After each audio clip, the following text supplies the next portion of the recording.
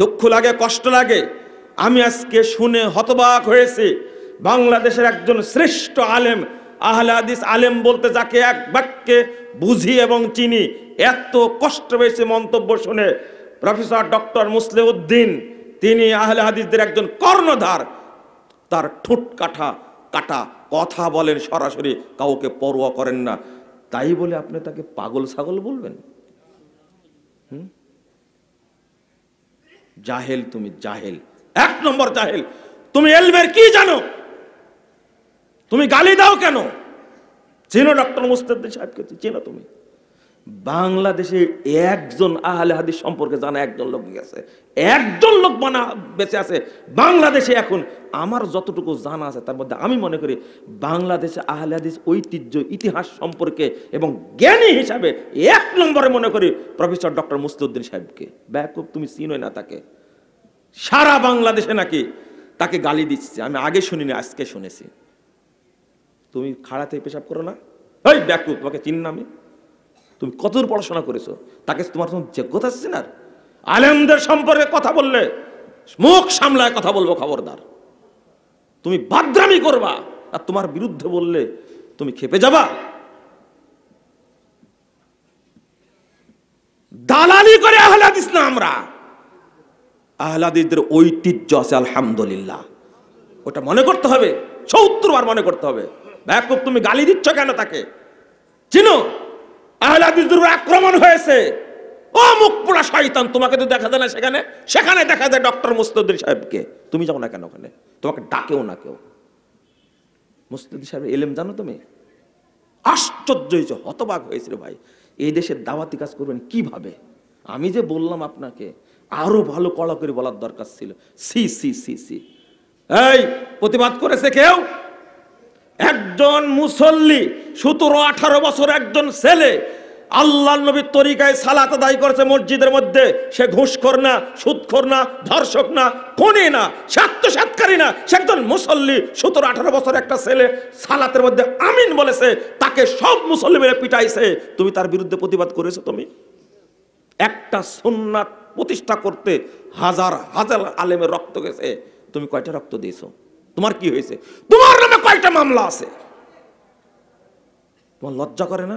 আলেমদের সম্পর্কে তোমরা কথা বলো কেন? কথা বলবে আলেমদের সমালোচনা আলেমরা করবে।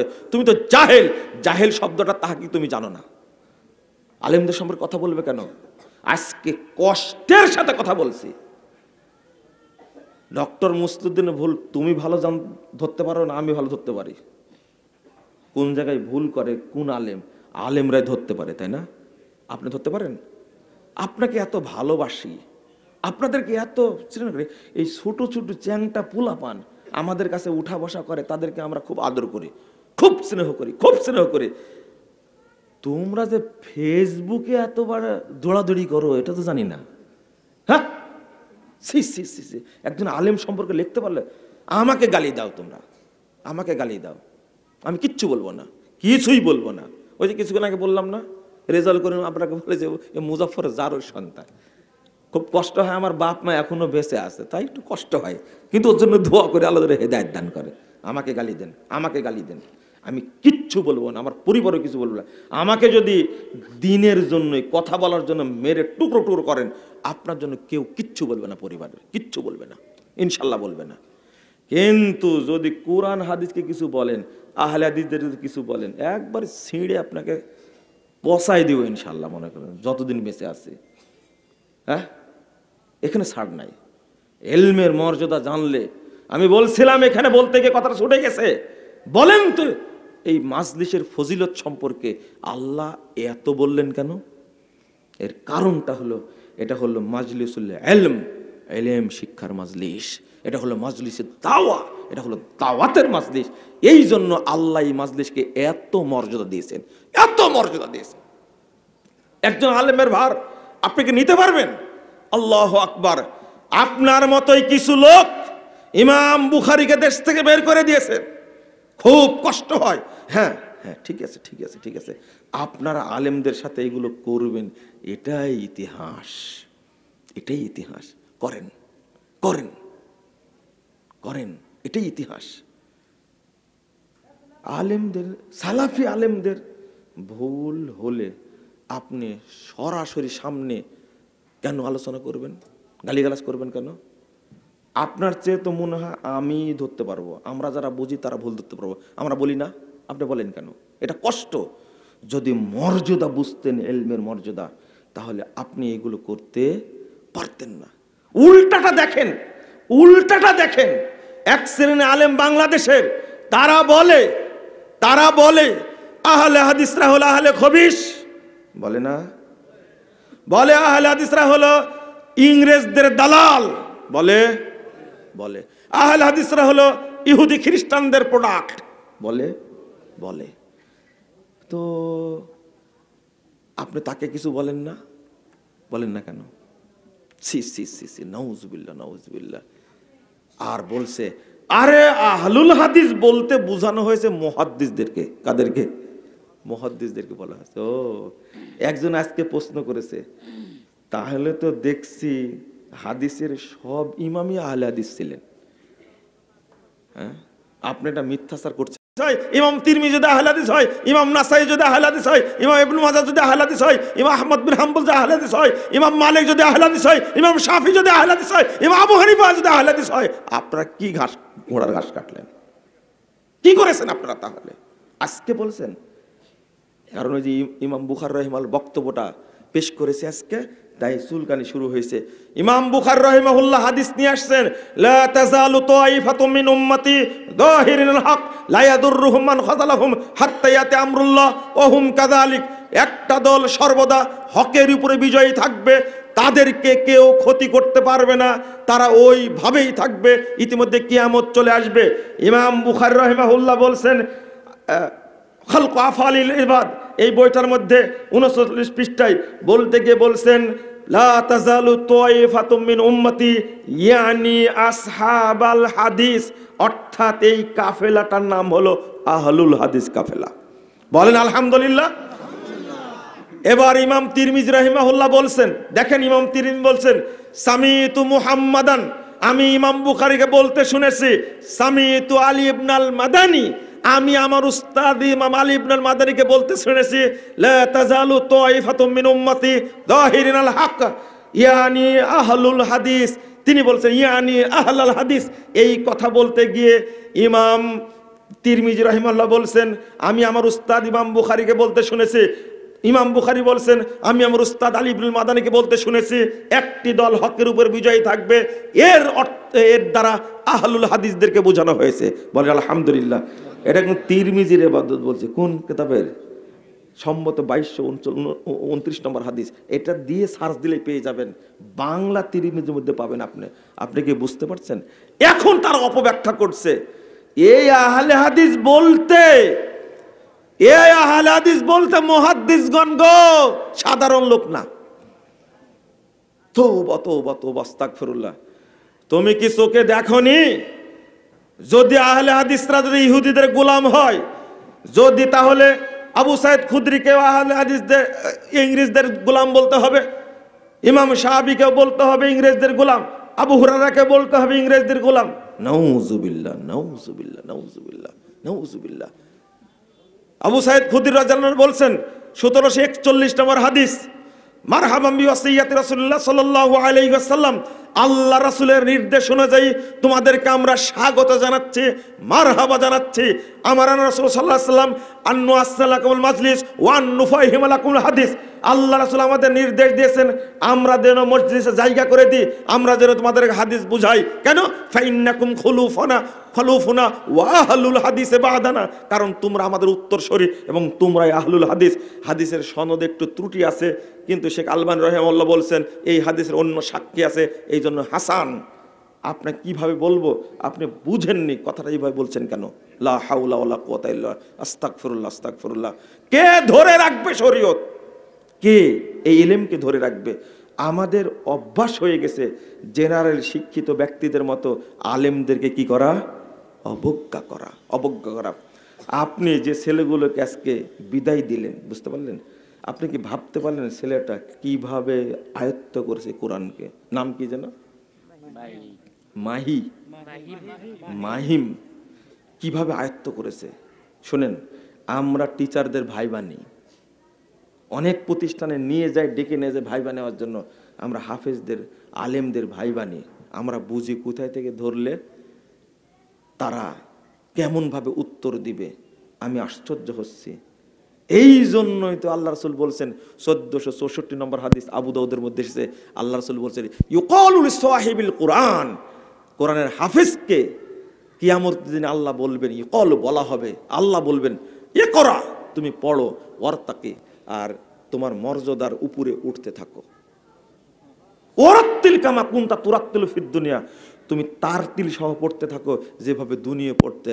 ফা ইন্না মানজিলাক ইনদা আখিরি আয়াতিন তাকরাউহা, তোমার মর্যাদা তুমি বাছাই করে নাও, যেখানে পড়তে পড়তে গিয়ে তুমি থেমে যাবে ওই জায়গাতে তুমি জান্নাতে থাকতে পারবে। এই ছেলেকে আল্লাহ পড়তে বললে পুরা কোরআনই পড়ে ফেলবে, পুরো পুরো পড়ে ফেলবে। আপনি বলছেন আমি কেন কয়েকটা আয়াত পড়তে বলেছি জানেন?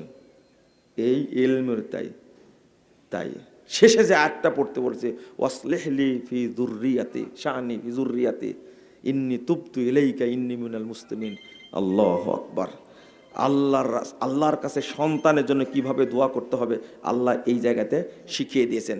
বন্ধুরা আমার, যে কথা বলতে চেয়েছিলাম, আর একটা হাদিস উল্লেখ করি। রাসূলুল্লাহ সাল্লাল্লাহু আলাইহি সাল্লাম বলছেন, ইউনশাকু কবরুহু, কিয়ামতের দিন, তার আগের হাদিসটা 3325 নম্বর হাদিস দারাকুতনির মধ্যে এসেছে। আল্লাহ রাসূল বলেছেন, যে কোরআন মুখস্থ করবে, যে অন্তর কোরআন মুখস্থ করবে, এই ব্যক্তিকে কবরে আযাব দেওয়া হবে না, কিয়ামতের মাঠে তার কোনো পরীক্ষা নেওয়া হবে না। আপনি এর আগে একটা হাদিস শুনেছেন যে ব্যক্তি জুমার দিন রাত্রে এবং দিনে মারা যায়, জুমার দিন রাত্রে বা দিনে যে ব্যক্তি মারা যাবে, আল্লাহ তাকে কবরের ফিতনা থেকে কি করবেন? রক্ষা করবেন, তার কবরে আযাব হবে না। এই হাদিস উল্লেখ করে আল্লামা আব্দুর রহমান মুবারকপুর রাহিমাহুল্লাহ বলছেন, অর্থাৎ তার কবরে হিসাবই নেওয়া হবে না। সুবহানাল্লাহি ওয়া বিহামদিহি। আমি এটা দ্বারা বুঝাতে চাইলাম, আল্লাহ যাকে হেফাজত করবেন, অর্থাৎ এই হাফেজদের কবরে কোনো হিসাবই হবে না। হাফেজদের মায়ের হবে, তাহলে হাফেজদের বাবার হবে না? না না, হবে না। হাফেজদের বাবা মায়েরও কবরে হিসাব হবে না। কারণ সন্তানের যে মর্যাদা, পিতা মাতারও সেই সমান মর্যাদা দেবেন আল্লাহ রাব্বুল আলামিন, বরং তার চেয়ে বেশি মর্যাদা দিবেন। আসলে রাতও গভীর করে ফেলেছি আমরা, আর আমি মানে কি বলবো, আমার কথা বের হচ্ছে না। আমি এই হাদিসটা অনুবাদ করে একটু শোনেন, কেন বের হচ্ছে না জানেন? মনে হচ্ছিল যে তখনই ছেড়ে দিই, এই ছেলের কথা শুনে তখনই ছেড়ে দিই মনে হচ্ছিল। আমি এতটাই মানে আবেগী হয়ে গেছিলাম তখন, এতটাই। রাসূল সাল্লাল্লাহু আলাইহি সাল্লাম বলছেন, কিয়ামতের মাঠে, কিয়ামতের দিন যখন ইউনশাকু কবরুহ, যখন হাফেজের কবরটা ফেটে যাবে, হাফেজের কবর কি ফেটে যাবে, হাফেজ যখন উঠে দাঁড়াবে, তখন কোরআন জিজ্ঞেস করবে, হাল তারিফুনি, কোরআনুল কারীম হাফেজের কবরকে কিয়ামত পর্যন্ত পাহারা দেবে। বুঝেন মনে হয় কথাটা, তাই না?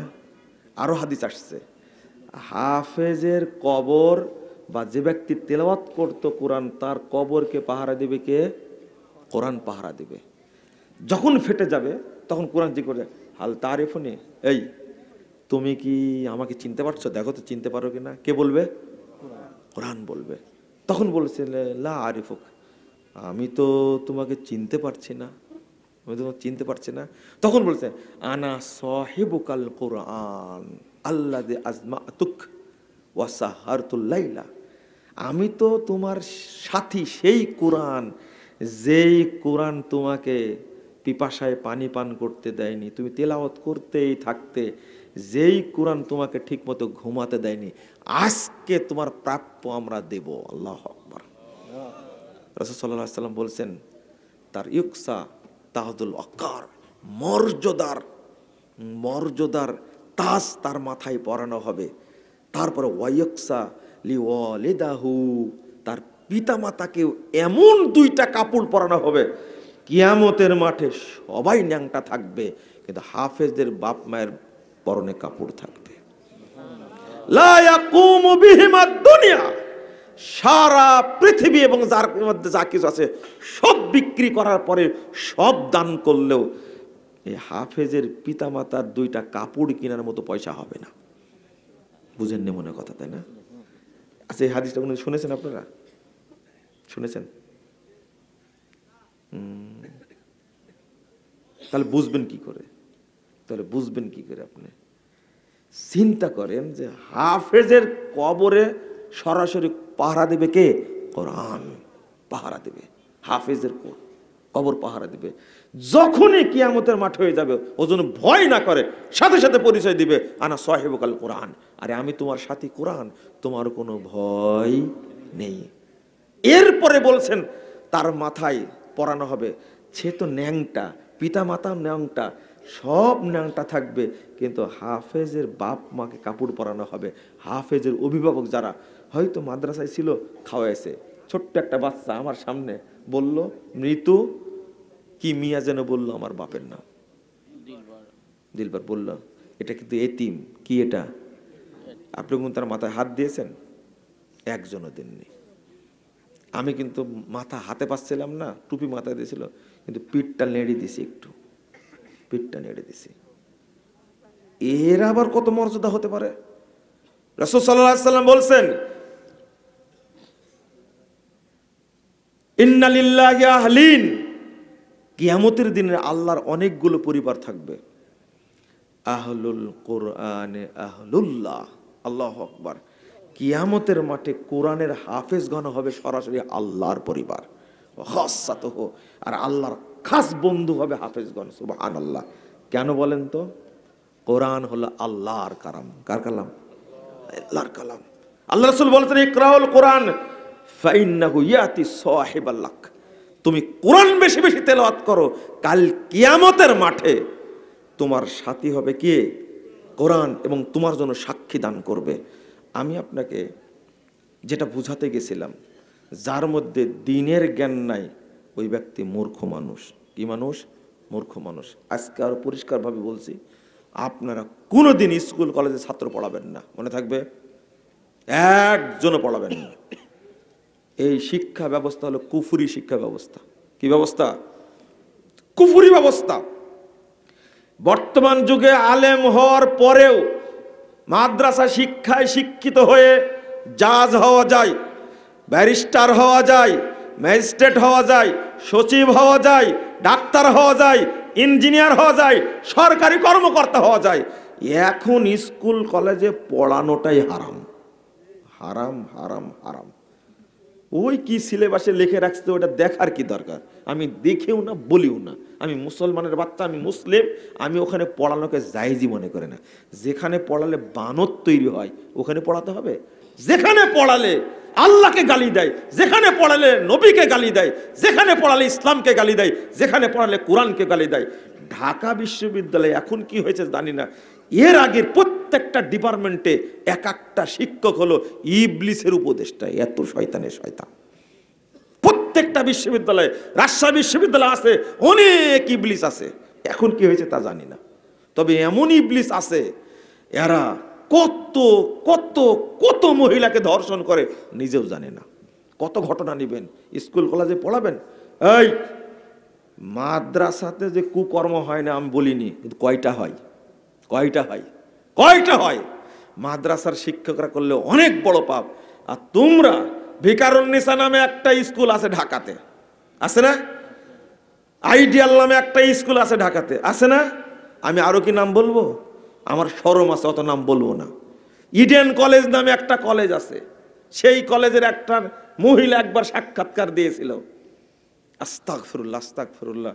যারা ভর্তি হয় ইডেন কলেজে তাদের তাদের একজন স্বামী কারোই নাই, এর আগে কয়েকজন হয়ে গেছে, তাই নাউজুবিল্লাহ। নিজেই লেখছে, নিজেই লেখছে।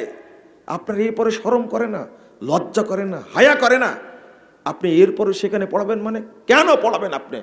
আপনার কাছে আমার দাবি, আপনার কাছে দাবি, আগে বেসিকটা ইসলাম শিক্ষা দেন, তারপরে আপনি শিক্ষা দেবেন কি? বুঝেননি মনে হয় কথাটা? আমি কি ডাক্তার হতে নিষেধ করলাম? আমি কি ইঞ্জিনিয়ার হতে নিষেধ করলাম? না, নিষেধ করিনি। উচ্চ শিক্ষায় শেখা যায়। আপনি বুঝবেন, অবশ্যই বুঝবেন। আমি যে কিছুক্ষণ আগে বললাম যে এখন পর্যন্ত যে ইবাদতগুলো করছেন এটা আপনি জানেন না। আপনি মসজিদে ঢুকতেও জানেন না। আরে জুতা পরতে জানেন না আপনি এখন পর্যন্ত। মসজিদে যখন ঢুকবেন তখন কি করে ঢুকবেন বলেন তো? হাই, আগে কোন পা দিবেন? আগে জুতা কোন পা খুলবেন তাহলে? ডান জুতা, তাই না? এই যে বলছে ডাইনে ঢোকার যদি ভুল হয় তাহলে কোনটা? তাহলে ওটা প্রশ্নের জবাব দেওয়া লাগে? আগেই তো বললেন ডান পা খুলতে হবে। ওই যে বললাম জুতা খুলতে জানেন না আপনি। জুতা পরার সময় ডান পা পড়তে হবে, খোলার সময় বাম পা। বাম পা খুলে জুতার উপরে পা রেখে তারপরে ডান পা খুলে মসজিদের দিকে দিতে হবে। কথা বুঝতে পারলেন? প্রমাণ হলো এখন পর্যন্ত আপনি জুতা পরাই জানেন না। মসজিদে ঢুকে হুট করে গিয়ে বসে পড়েন। এটা হলো ইবলিসের কাজ। কার কাজ? এটা হলো ইবলিসের কাজ, মানে বেদাতি কাজ। ইবলিস বেদাত আবিষ্কার করেছে, ইবলিসের কাজ আপনি করলেন। এত বড় লোক আপনি, এত বড় উচ্চ শিক্ষিত, নাকি মসজিদে বসার আপনার আদব হয়নি এখন পর্যন্ত? মসজিদে বসার আদব হয়নি। আমি যদি গিয়ে বসে পড়ি আপনার টেবিলের সামনে, হয় আপনাকে বসতে বলেছি, দাঁড়ান, আপনি আমাকে বললেন বেয়াদব। কিন্তু আপনাকে এখন যদি আমি বেয়াদব বলি কেমন লাগবে আপনার? আপনি মসজিদে গিয়ে বসে পড়লেন, আমি যদি বলি আপনি একটা বেয়াদব, মসজিদের আদব জানেন না, তখন বলবেন হ্যাঁ মুজাফফর এত বড় কথা বলে। জি, আপনার অফিসে গিয়ে যদি বসি তখন আপনি প্রশ্ন, এই বসতে বলেছি আপনাকে, দাঁড়ান, বসতে বললে বসবেন। তুমি যে কত বড় শয়তান আমার জানা নাই, আমার জানা নাই, আমার জানা নাই। তুমি এসপি সাহেব জানা নাই? তোমার মা তোমাকে জন্ম দিয়েছে, আমার মনেই হয় না তুমি এত খারাপ কাজটা ব্যবহার তোমার, তুমি তো করো। তা আমি মসজিদে যাওয়ার কথা বললাম, ওখানে গিয়ে 2 রাকাত সালাত পড়ে নাকি আমি পাবো না তুমি পাবা? তুমি তো বসতেই জানো না, মসজিদে আদবই নাই, স্যান্ডেল পড়তে জানো না তুমি, তোমাকে শিক্ষিত বলবো কি করে? রাগ করেন না, কথা বাস্তব, এটাই, এটাই বাস্তব। আমি কিভাবে আপনাকে বুঝাবো? মসজিদে ঢুকে আগে 2 রাকাত পড়তে হবে। জুতা আপনি কিনেছেন, কিন্তু পড়ার সময় নবীর কি লাগবে? সুন্নাত লাগবে। মসজিদ আপনি তৈরি করছেন, ঢুকতে হলে আল্লাহর নবীর আদব লাগবে। বুঝেছেন কথা? আপনি জানেন না তো, খুব কষ্ট হয়। আপনি এখন পর্যন্ত কোরআনটা পড়েন বাংলায় ভাষায় উচ্চারণ করে, রিটায়ার্ড হয়ে গেছেন, এত জোরে বাংলা ভাষা উচ্চারণ করে পড়ছে কোরআন। আপনি কি জানেন কোরআন বাংলা উচ্চারণ করে পড়া হারাম? পড়লে পাপ হবে। কোরআন বাংলা উচ্চারণ করে পড়লে পাপ হবে। মাদ্রাসার প্রোগ্রাম আর যে কোরআন নিয়ে আসছে এখান থেকে লেখা আছে নুরানি হাফেজি কোরআন শরীফ। এই কোরআন যেন একটা মাদ্রাসায় না থাকে। কথা বুঝেননি? কোরআন শরীফ থাকবে কেন? কোরআন শরীফ, এই শরীফ আলা কোরআন থাকবে কেন? আব্দুল সালাম ভাই, এখন কয় কপি কোরআন লাগবে আমাকে বললাম, পাঠা দেবো কালকে ইনশাল্লাহ। খবরদার না, কোরআন শরীফ আলা কেউ কিনবেন না, দানও করবেন না। এর মধ্যে রুকু ঢুকানো আছে, দেখছেন আপনারা? এর মধ্যে রুকু ঢুকানো আছে। এই পিছনে বেদাতের দোয়া লেখা আছে। আপনি বেদাতদের কাছ থেকে লিখবেন না, ওরা ব্যবসা করে খাচ্ছে, বেদাত বিক্রি করছে। কোরআনের পাশে তাবিজ দেওয়া আছে, তাবিজের নকশা দেওয়া আছে। কোরআনের মধ্যে যোগ করেছে ওয়াকফে জিবরিল, কোরআনের মধ্যে যোগ করেছে ওয়াকফে সাল্লাল্লাহু আলাইহি ওয়াসাল্লাম, কোরআনের মধ্যে যোগ করেছে মানে কি? সূরা ফাতিহার প্রথম আয়াত হবে বিসমিল্লাহির রহমানির রহিম। মদিনা নুসখাতে আছে, তুমি বিসমিল্লাহকে আয়াত বলনি কেন? ছাপাইছো কেন কোরআন? ব্যবসায়ী এরা, বেদাতি, নির্লজ্জ, বেহায়া, এরা কোরআন হাদিস নিয়ে ব্যবসা করে। নাউজুবিল্লাহ, আস্তাগফিরুল্লাহ। আপনি কেন করবেন এটা? কোরআনের নাম হলো কোরআনুল কারীম, আল কোরআনুল কারীম, অথবা আল কোরআনুল হাকিম, অথবা আল কোরআনুল মাজিদ হবে। শরীফ লেখছে কেন? এটা হলো বেদাতীদের লেখা। আপনি আবার লেখছেন নুরানি, আবার হাফেজি। নুরানি মানে কি? এটাও আল্লাহ নূর। নুরানি টুপি, নুরানি জর্দা, নুরানি মেসওয়াক, নুরানি পায়খানা, নুরানি পেশাব, নুরানি জুতা, সব নুরানি করে, নুরানি মাদ্রাসা। 1 সেকেন্ড বাড়ানো হবে না, টাইম চলে এসে তোমাকে ধরা হবে। এবার এর নাম মালাকুল মাউত, এর নাম আল্লাহর সেনাবাহিনী যখন আসবে এমন মার দিতে থাকবে। কেন অভিশপ্ত বলতে গেছিলাম? 1800 আল জামিউস সাগীর হাদিসটা সহি, 1879 নম্বর হাদিস। রাসূল সাল্লাল্লাহু আলাইহি সাল্লাম বলছেন, ইন্নাল্লাহা ইউবগিযু কুল্লা আলিমিন বিদ-দুনিয়া জাহিলিন বিল আখিরা। আমি অভিশপ্ত কেন বললাম? সে পড়াশোনা শিখেছে, ঢাকা বিশ্ববিদ্যালয়ে পড়াশোনা করে সে বিসিএস ক্যাডার হয়েছে, হওয়ার পরে সচিব হয়েছে, হওয়ার পরে বাংলাদেশের টাকা চুরি করা শুরু করেছে। ও অভিশপ্ত কেন বললাম বুঝেননি? মনে হয় বুঝেননি কেন অভিশপ্ত সে। কেন বিসিএস এর কোশ্চিন কিনে তাকে পরীক্ষা দিতে হবে? যে কোশ্চিন কিনে পরীক্ষা দেয়নি আমি তাকে বলবো কেন? আমি পাপ ঘাড়ে নেব কেন? তুমি বিসিএস এর কোশ্চিন কিনে নকল করে পরীক্ষা দিয়ে বিসিএস ক্যাডার হয়েছে, মনে রাখো কিয়ামত পর্যন্ত তোমার বয়স থাকলেও তোমার দ্বারা এই দেশের কোনো উপকার হবে না, কোনো উপকার হবে না।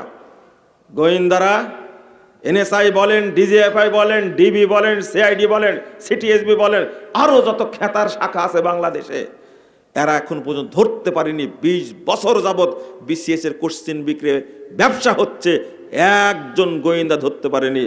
তুমি হুজুরের ব্যাগে বোমা খোঁজো, তাই না? তোমাকে গোয়েন্দা বলে কি করে? তোমার ইজ্জত আছে, তোমার হায়া আছে, লজ্জা আছে, শরম আছে? তোমার এই সরকারের বেতন হারাম, তুমি একটা ঘুষখোর। অবশ্যই তুমি জানো বিশেষের কোশ্চিন বিক্রি করে পরীক্ষা দেয়, অবশ্যই তুমি জানো, অবশ্যই জানো। তুই প্রকাশ করোনি কেন? দাড়ি দেখলে তোমার গা জ্বলে, গা জ্বলে। বুঝতে পারোনি কি করেছো? কই আজকে ওই ডাগারা কই? ডিবিতে এক ডাকাত ছিল না, এক শয়তান ছিল না? সিহারাটা কি দারুণ একবারে। আবার নাম বলে, কুলি করেছেন যান, কুলি করেছেন যান। এদের নাম বলে বলেন তো দেখি। নাম বলবেন নাকি? খবরদার, নাম বলে কুলি করতে পাঠাবো কিন্তু। এদের নাম মুখে উচ্চারণ করে হারাম। আপনি বুঝেন না তাকে? ও সব জানে না জীবনে কি না করেছে, কি অত্যাচার করেছে। আমি বোঝাতে চাচ্ছি কেন এগুলো করে। বাপ নাম রাখছিল জাফর ইকবাল, মা ডাকতো জাফর কই।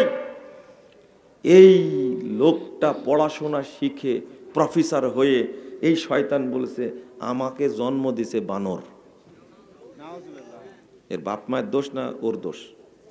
ওর বাপ মা খারাপ হলে এত সুন্দর নাম রাখতো, জাফর ইকবাল, এত সুন্দর নাম। আর এই হারাম করে বলছে আল্লাহ আমি আমি বানরের শুক্রকীট থেকে তৈরি হয়েছে। কেন বলে? কেন বুঝেননি কথা, তাই না? বারবার কেন কেন করছি বুঝছেন না? আমি তো বলবো কি জন্য, আমি বলবো কি জন্য। আল্লাহ নবী সাল্লাল্লাহু আলাইহি সাল্লামের কথা কখনো ব্যতিক্রম হবে না। ইন্নাল্লাহা ইউবগিযু কুল্লা আলিমিন বিদ-দুনিয়া জাহিলিন বিল আখিরা। রাসূল সাল্লাল্লাহু আলাইহি ওয়াসাল্লাম বলছেন, নিশ্চয় অবশ্যই কোনো সন্দেহ নাই, যারা দুনিয়াবি জ্ঞান সম্পর্কে অভিজ্ঞ, প্রাজ্ঞ, পণ্ডিত, কিন্তু দিন সম্পর্কে, আখিরাত সম্পর্কে জাহেল, আল্লাহ তাদের উপরে অভিশাপ করেন, আল্লাহ তাদের উপরে গজব নাজিল করেন। তারা আল্লাহর কাছে সবচেয়ে নিকৃষ্ট জাত। হলো এবার হলো, এরা নিকৃষ্ট জাত। আল্লাহ বলছেন 8 নম্বর আয়াত সূরা রুম, ইয়ালামুনা যাহিরাম মিনাল হায়াতিদ দুনিয়া, তারা দুনিয়াবি জ্ঞান সম্পর্কে খুব জানে, অনেক জানে। ওহুম ফিল আখিরাতিহুম গাফিলুন, কিন্তু তারা পরকাল সম্পর্কে, দিন সম্পর্কে জাহেল। আল্লাহ বলছেন, আল্লাহ আরো বলতেন 66 নম্বর আয়াত সূরা নামল, বালিদ্দারাকা ইলমুহুম ফিল আখিরা, তাদের দিনের জ্ঞান, পরকালের দিন জ্ঞানটা নিভে গেছে, তাদের পরকালের যে জ্ঞান ছিল সেটা নিভে গেছে। বালহুম ফি শাক্কিম মিনহা, শুধু তাই না, বরং দিন সম্পর্কে সন্দেহ করে। বালহুম মিনহা আমুন, বরং তারা অন্ধ। কয়টা কথা বলেছেন? এক, আমি আপনাদের বলেছি, আমার কথাটা মনোযোগ দিয়ে শোনেন, কোনো দিকে কান দিবেন না, কোনো দিকে কান দিবেন না, উপকার হবে ইনশাল্লাহ। শোনেন, আল্লাহ বলছেন বালিদ্দারাকা ইলমুহুম, তাদের এলেমটা নিভে গেছে। 2 বলছেন বালহুম ফি শাক্কিম মিনহা, তারা দিন সম্পর্কে, পরকাল সম্পর্কে তারা কি সন্দেহের মধ্যে আছে, সন্দেহের মধ্যে। না, পরকাল হবে না, মানুষকে আবার জীবিত করবে, এটা হতে পারে না। 3 নম্বর বলছেন বালহুম মিনহা আমুন, বরং তারা টোটালি অন্ধ। কি মেধাবী ছাত্র যখন এইচএসসি পরীক্ষা দিয়েছে, ক্লাস 5-এ পরীক্ষা দিয়ে বৃত্তি পেয়েছে, ক্লাস 8-এ পরীক্ষা দিয়ে বৃত্তি পেয়েছে, এসএসসিতে পরীক্ষা দিয়ে গোল্ডেন জিপিএ 5 পেয়ে বোর্ড স্ট্যান্ড করেছে, এইচএসসিতে পরীক্ষা দিয়ে জিপিএ 5 পেয়ে বোর্ডে স্থান করে নিয়েছে, মাস্টার্সে অনার্স পড়তে গিয়ে অনার্সে ফ্যাকাল্টি ফার্স্ট হয়েছে, বিশ্ববিদ্যালয় ফার্স্ট হয়েছে, মাস্টার্সে বিশ্ববিদ্যালয় ফার্স্ট হয়েছে, সব ঠিক আছে। কিন্তু এবার বিসিএস পরীক্ষা দিয়ে বিসিএস সিরিয়ালে 1 নম্বর হয়েছে। বিয়ে করে যেদিন বউয়ের সাথে সহবাস করতে যাচ্ছে, সেই দিন সে সহবাসের দোয়াই পড়তে জানে না। কোনোদিন সন্তান ভালো হবে না, চ্যালেঞ্জ হবে না, হবে না। তাহলে আপনাকে কিভাবে আমি শিক্ষিত বলবো? বুঝেন না মনে হয় কথা, তাই না? আপনি কিভাবে শিক্ষিত বলবো? আপনিও জানেন না, আপনার বউও জানে না। শয়তান আপনার সাথে মিলনে যুক্ত হয়েছে। আল্লাহর নবী বলেছেন, যে ব্যক্তি স্ত্রী মিলনের দোয়া পড়ে না, শয়তান তার সাথে যোগ দিয়ে তার সাথেও সহবাস করে, মিলন করে। আল্লাহর নবী বলেছেন অতএব করে, আল্লাহর নবী বলেছেন অতএব করে। যখন শয়তান আপনার সাথে, আপনার ওয়াইফের সাথে মিলনে শামিল হয়, তখন ভালো সন্তান হতেই পারে না। আপনাকে শিক্ষিত বলবো কি করে বলেন তো? আপনি এখন পর্যন্ত মুসাফা করতেই জানেন না, সালামটা দিতে জানেন, আসসালামু আলাইকুম। আপনাকে আমি কিভাবে বলবো শিক্ষিত বলেন তো? আল্লাহ আপনাকে বলেছেন মূর্খ, নবী মুহাম্মদ সাল্লাল্লাহু আলাইহি ওয়াসাল্লাম বলে মূর্খ। আমি আপনাকে শিক্ষিত বলবো কি করে? বুঝেননি মনে হয় কথাটা, তাই না? খুব কষ্ট হচ্ছে, কষ্ট হচ্ছে। কেন কষ্ট হবে আপনার? আমি তো আপনাকে বলিনি। আপনি ভালো বলেই তো আমার বক্তব্য শোনার জন্য আসছেন। আমার বক্তব্য শোনার জন্য মানুষ আসে না। মানুষ যারা আসে গালি দেওয়ার জন্য আসে।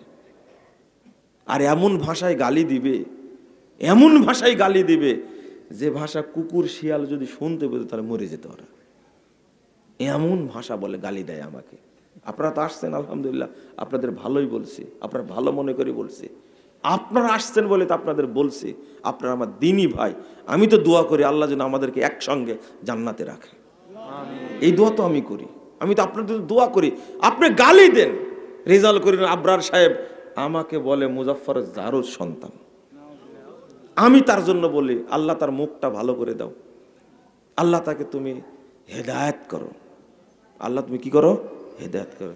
তাও আমিন বলছেন না, 2-3 জন বলছে। এক প্রোগ্রামে গিয়ে বলছে আমিন বলেন, যা আপনিই বলেন, আমার বলবো না। আমিনও বলবে না। কি গালি দেয় রে ভাই! এমন গালি দেয় করে, ফ্রেশ ভাষায় গালি দেয় করে, অরিজিনাল ভাষায় একবারে। 2টা রেকশালা যখন লাগে দেখবেন কেমন গালি দেয়। এই ইংরেজি ভাষা গালি দেবে, আপনি বুঝতেই পারবেন না। তো তাও আমি রাগ করি না। আমি আল্লাহকে বলি আল্লাহ এদেরকে হেদায়েত দান করো। যেমন লুৎফর ফরাজি যে ভাষায় গালি দেয়, সি সি সি সি, লুৎফর ফরাজি। আমি বক্তব্য দেব কিভাবে? আপনারা যে রাগ করেন, একজন ব্যক্তি রিটায়ার্ড পারসন, বিসিএস ক্যাডার আমার কাছে এসে কাঁপতে কাঁপতে জিজ্ঞেস করছে, আচ্ছা মুজাফফর সাহেব, বেতের সালাত নাকি 1 রাকাতও পড়া যায়? আমি তাকে শিক্ষিত বলবো কি করে বলেন তো দেখি? এত জানে, সব জানে। আল্লাহই বলছেন ইয়ালামুনা যাহিরাম মিনাল হায়াতিদ দুনিয়া, দুনিয়াবি জীবন সম্পর্কে সব জানে, কিন্তু ওর মধ্যে দ্বীনের জ্ঞান নাই। মসজিদে ঢুকতে জানেন না আপনি, আপনাকে কিভাবে শিক্ষিত বলবো? আপনি শিক্ষিত হয়েছেন, এরপরে তবলিগে গেছেন, তবলিগের ফাজাইল আমল পড়ে পড়ে পড়ে মাথাটা নষ্ট করেছেন। আপনাকে যখন বললাম যে একজন তবলিগের লোক বইয়ে লিখেছে যে মক্কায় গিয়ে সালাত পড়লে নেকি হবে, কাবায় সালাত পড়লে নেকি হবে 1,00,000 গুণ বেশি, আর টঙ্গীর মাঠে গিয়ে নামাজ পড়লে নেকি হবে 1 কোটি গুণ বেশি। তখন আপনি আমাকে বললেন, প্রফেসর সাহেব বললেন যে আল্লাহ তো দিলে দিতেও পারেন। আপনাকে আমি কিভাবে শিক্ষিত বলবো বলেন তো? আপনাকে জাহেল বলতেই হবে, আপনাকে মূর্খ বলাই লাগবে। আমি যদি আপনাকে মূর্খ না বলি তাহলে আমার ঈমান থাকবে না। কারণ কাবা ঘরের উপরে একটা অপবিত্র জায়গাকে আপনি প্রাধান্য দিয়েছেন।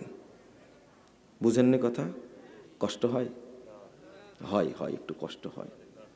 কেন প্রাধান্য দিলেন আপনি? কাবাকে চিনেন আপনি? ওই যোগ্যতা আপনার হয়েছে। কাবাকে চিনেন না, এটাই আপনার অযোগ্যতা, এটাই আপনার মূর্খতা, এটাই আপনার জাহালিয়াত। আপনি কি বলেন? আপনাকে জাহেল বলে মানে 100 বার বলবো জাহেল আপনাকে, বলবো অবশ্যই। কিসের প্রফেসরশিপ আপনার? জান ধুয়ে রেখে আসেন ওখানে। ইসলামের কাছে আপনার 5 পয়সা দাম নাই। হতে পারেন আপনার 14,000 ডিগ্রি আছে, তাতে আল্লাহর যায় আসে না। কিসের ডিগ্রি নিয়েছেন আপনি? খেতা সেলাই করার ডিগ্রি নিয়েছেন, আমার দরকার নাই সেটা। আপনি বিসমিল্লাহ বলা শিখেননি এখন পর্যন্ত। নামাজ পড়বেন, হুজুর লিখে রাখছে যেটা ওজুর দোয়া, আপনি পড়ছেন, শিক্ষিত মানুষ পড়ছে, কোনোদিন তদন্ত করতে জানেন না আপনি। আপনি কিসের শিক্ষিত মানুষ? কিসের শিক্ষিত মানুষ? বললেই খেপে যান মানে আপনি তদন্ত করতে জানেন না একটু? মুজাফফর তো বলল যে বিসমিল্লাহিল আলিউল আযীম আল ইসলামু হাক্কুন আল কুফরু বাতিল আল ঈমানু নূরুল কুফরু যুলমাতুন। এই দোয়া নাকি জাল দোয়া। দেখি, আপনি সচিব মানুষ, এক হুজুরকে, ইমাম সাহেবকে প্রশ্ন করলে ইমাম সাহেবের পিছনটা আস্তে করে হলুদ হয়ে যাবে, একটু জানেন? আপনি জিজ্ঞেস করলেন না কেন ইমাম সাহেবকে? ইমাম সাহেব শোনেন তো, মুজাফফর বিন মুহসিন বলছে আমরা যে ওযুর দোয়াটা পড়ি এটা নাকি জাল। আচ্ছা, দলিল কোথায় আছে একটু জেনে দেবেন তো আমাকে, বলেন তো। প্রতিদিন তার পিছনে সালাত পড়েন আপনি, এই কথা আপনি বলতে পারতেন। আপনি কিসের সচিব? আপনি কিসের বিসিএস ক্যাডার? আপনি কিসের সরকারি কর্মকর্তা ছিলেন? আপনি রিটায়ার্ড করেছেন মানে বোবা হয়ে গেলেন? জিজ্ঞেস করবেন ইমাম সাহেবকে, ইমাম সাহেব এই দোয়া কে বানাইছে? আপনার ইমাম তো দূরে কর, ওর 14 গোষ্ঠী কবর থেকে বের করলে বের করতে পারবে না এই দোয়া। জান চ্যালেঞ্জ। তা আপনি এইটা যাচাই করতে জানেন না, তা আপনাকে শিক্ষিত বলবো কি করে? আল্লাহর নবী সাল্লাল্লাহু আলাইহি ওয়াসাল্লাম বলছেন বিসমিল্লাহ। কি বলছেন? বিসমিল্লাহ। শুধু বিসমিল্লাহ বলতে ওযুর শুরুতে। কোরআনের মধ্যে বিসমিল্লাহির রহমানির রহিম 114 জায়গায় এসেছে। 114 জায়গায় এসেছে বিসমিল্লাহির রহমানির রহিম। বিসমিল্লাহির রহমানির রহিম একটা সূরা বাদ দেয়া বাকি 113টি সূরার আয়াত, এক সূরা 2 বার আসছে, তাহলে 114 বার বিসমিল্লাহির রহমানির রহিম কোরআনের মধ্যে। যদি ওযুর সময় বলেন বিসমিল্লাহির রহমানির রহিম, বেদাত হবে, বেদাত হবে। কারণ আল্লাহর নবী এত বড় বলেননি, বলেছেন কতটুকু? বিসমিল্লাহ, এতটুকুই বলতে হবে। তাহলে হুজুর যে দোয়াটা তৈরি করলো, একজন মুরব্বী আমাকে বলছেন এত বড় দোয়া জাল, মানে ওনার বিশ্বাস যে বড় দোয়া জাল হয় না। তো আপনাকে আমি কি করে শিক্ষিত বলতে পারি বলেন? এটা তদন্ত করতে পারলেন না আপনি? আপনাকে আমি পবিত্রই মনে করি না। আপনি পবিত্র হতে জানেন না। আপনি আজীবন খাড়া থেকে পেশাব করেছেন, জানেন আপনি? হ্যাঁ, এই হোটেলগুলোতে দাঁড়া পেশাব করার ব্যবস্থা করে রাখছে আমার জন্য, আমার জন্য, আমার জন্য। খাড়া থেকে পেশাব করে কে? এক পা তুলে পেশাব করে কে? আপনি যখন দাঁড়ায় পেশাব করছেন আমরা লজ্জা লাগে না? কিসের শিক্ষিত মানুষ আপনি? তা আমরাও তো পড়েছি বিশ্ববিদ্যালয়ে, আমাদের তো দাঁড়িয়ে পেশাব করা লাগে না? আপনার লাগে কেন? আপনি যে শিখ পাই পড়েছেন এই ব্যবস্থায় তো মূর্খতা। আপনি বসতে পারেন না আর পানি নেন আপনি? আপনি কি পবিত্র? এক ঝাড়া দেন আর চলে যান আপনি। আপনার শরম, হায়া, লজ্জা, শিক্ষা তো নাই নাই, আপনার মধ্যে ভদ্রতাও নাই। আবার ঠিক বলছে, লজ্জা শরমও নাই। কি আশ্চর্য বলে, নিজের আবার ঠিকও বলছে। আমি বলছি খালি শুনেন। আপনি আপনার দাঁড়ায় পেশাব করলেন কেন? বাংলাদেশের কোন হোটেলে এই ব্যবস্থা থাকবে না, আপনার জন্য রাখছে তারা। আপনি দাঁড়ায় পেশাব করেন আর খুব গর্ব করছেন। আমার আব্বার কাছে বিয়ে নিয়ে গেছিল, নামটাই বলে ফেললাম, যা গল্পই বলবো না থাক। আল্লাহ যেন আমাদের উপর রহম করে। আপনি বুঝতে শিখেন দয়া করে, আপনি বুঝতে শিখেন, আপনি বুঝতে শিখেন। আপনি বুঝতে শিখেননি, আমি আপনাকে বুঝাচ্ছি এইভাবে। আপনার বয়স 80 বছর, মসজিদে যখন উঠেন তখন বলেন আল্লাহুম্মা ইফতাহ লি আবওয়াবা রাহমাতিক। 80 বছর যাবত এই বাক্যটার অর্থ জানেন না, এক নেকিও হয়নি আপনার, এক নেকিও হয়নি।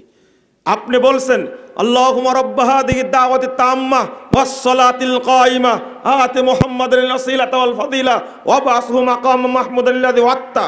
এই দোয়া পড়ছেন আপনি 80 বছর যাবত, অর্থ বুঝেন না, এক নেকি হয়নি আপনার। যদি হয় নেকি, আপনার সাথে আমার বিট হবে, চ্যালেঞ্জ হবে, চ্যালেঞ্জ।